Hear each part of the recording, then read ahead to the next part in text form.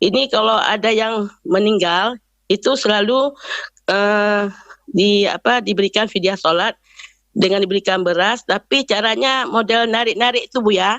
Narik dari tengku, tarik sini sebelah nanti diajak berapa orang, apa 12 orang ataupun lebih gitu. Itu bagaimana sebenarnya Bu ya? Itu yang pertama. Yang pertama bisa dijelaskan tentang narik-narik fidyah tadi gimana?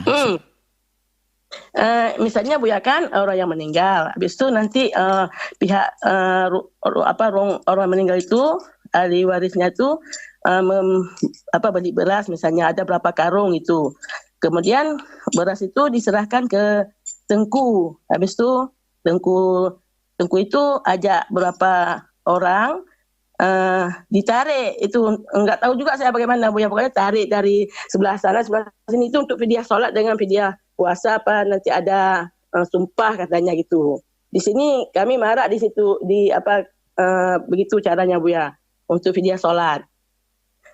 Baik. Itu yang pertama Bu ya. Baik, baik insyaallah. Yang pertama masalah fidyah. Dikembalikan kepada masalah ilmiah dulu. Kenapa dibayarkan fidyah?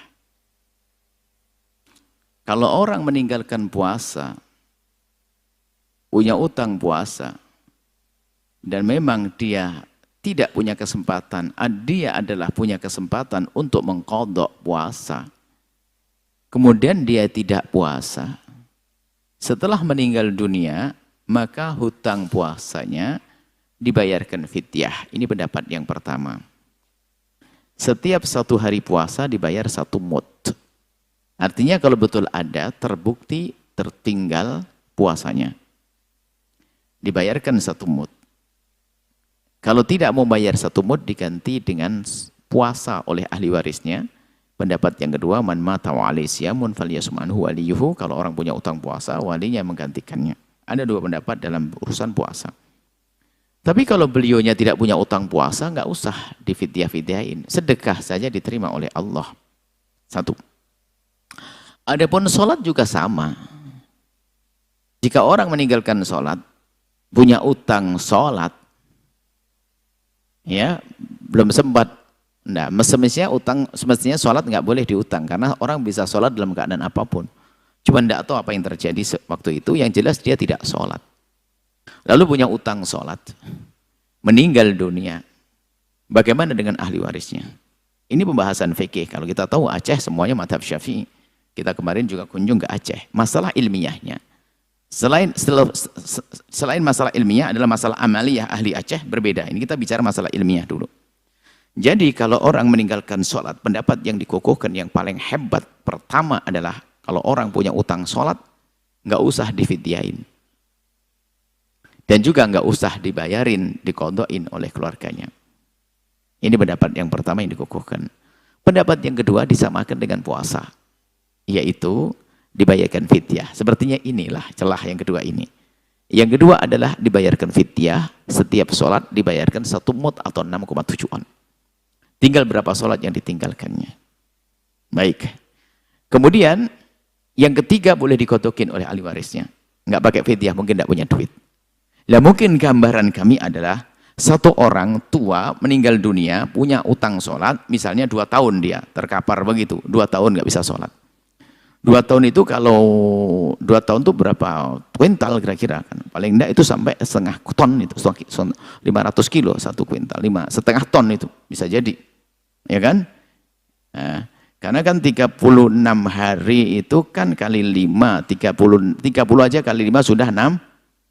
35 kali 35, 35 berapa? 5 kali 3 berapa? 30 kali 30, 300 kali 5, 1.500 sholat. Berarti 1.500 sholat kali 6, anggap saja 6 on. Hitung coba yang pintar matematik. Sudah berapa kuintal, setengah ton barangkali. Wah, orang fakir, sumbayar setengah ton. Wah, dari mana ini? Kan begitu ya. Barangkali, mohon maaf ini, fatwa yang tersebar di kampung tersebut adalah pendapat yang kedua ini. Padahal pendapat yang pertama nggak usah, apalagi nggak punya duit. Yang punya duit saja tidak harus mengeluarkan kok.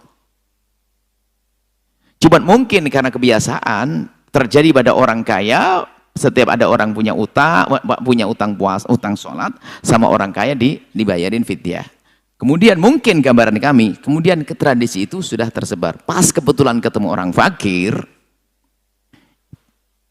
pengen ngamalkan pendapat yang kedua ini, akhirnya orang fakir nggak punya duit. Lalu bagaimana nggak punya duit? Ya sudah, dia tetap mengeluarkan. Kalau setengah ton, ya setengah ton keluarkan. Cuma nanti setelah dibagi-bagi sama orang, dikasihkan lagi, dikembalikan lagi. Mungkin begitu maksudnya. Biar dia tetap bayar fidyah, tapi duitnya tidak, berasnya tidak hilang. Mungkin gitu saya pahami kayaknya.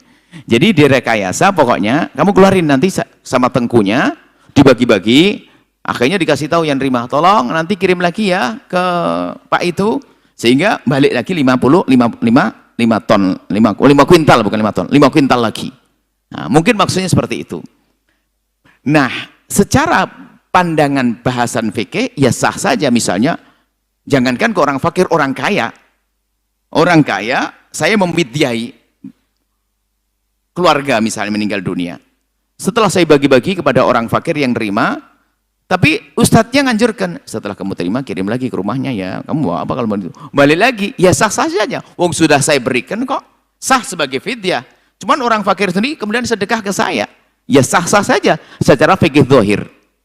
Tapi manfaatnya itu sebetulnya fidyah itu adalah diadakan untuk dinikmati orang fakir, lil fuqara masakin, bukan dikembalikan pada orang kaya. Mungkin dia berkata, tapi yang meninggal dunia keluarga fakir. Lah kalau keluarga fakir pakai begitu, ya secara zahir fikih ya sah-sah saja zahirnya fikih. Cuman maksudnya apa dengan itu semuanya?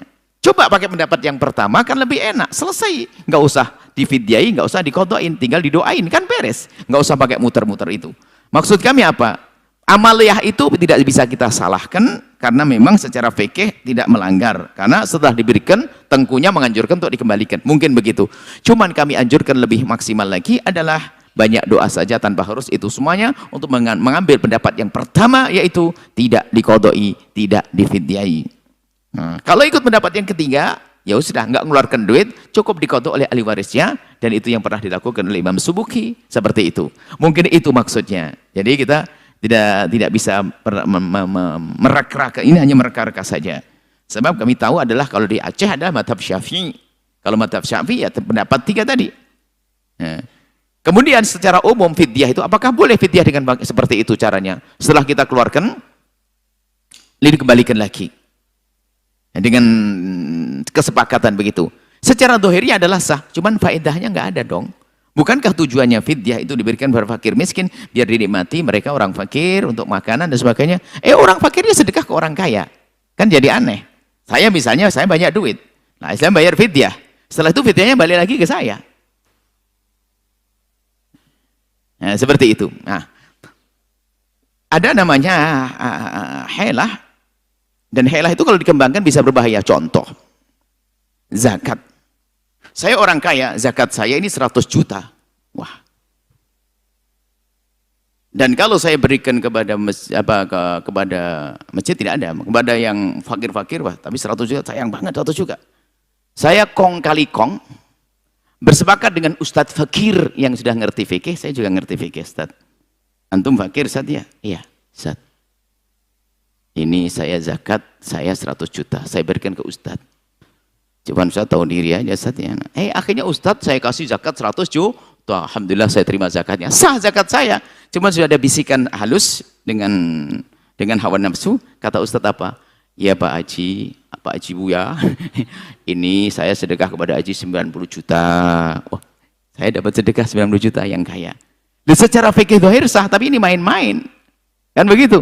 Zakat saya seberikan fakir-fakir biar nikmati, bukan kembali ke saya. Cuma secara hukum zahir mahkamah dia menangkap saya. Saya kan sudah zakat, asihkan fakir miskin. Terus dianya ngasih saya kan suka-suka dia. Nah, ini helah-helah itu bisa saja terjadi dalam pembahasan fikih yang panjang lebar agamanya. Dan fikihnya juga kuat. Akan tapi bisa saja kasus macam itu dulu fidyah dilakukan orang kaya, tapi ketemu orang miskin, orang fakir.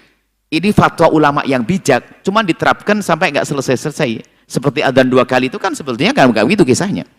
Jadi maksudnya apa? Wah, orang fakir dia. Nangis dia. Saya pengen fidyah, Kiai, saya nggak punya duit. Kiainya juga nggak punya duit. Dibisikin jamaahnya. Biar senang, yang penting dia merasa fidyah. Tolong setelah kamu menerima, kembalikan ke dia. Bisa saja kasusnya khusus begini. Akhirnya disebar menjadi tradisi. Bisa jadi.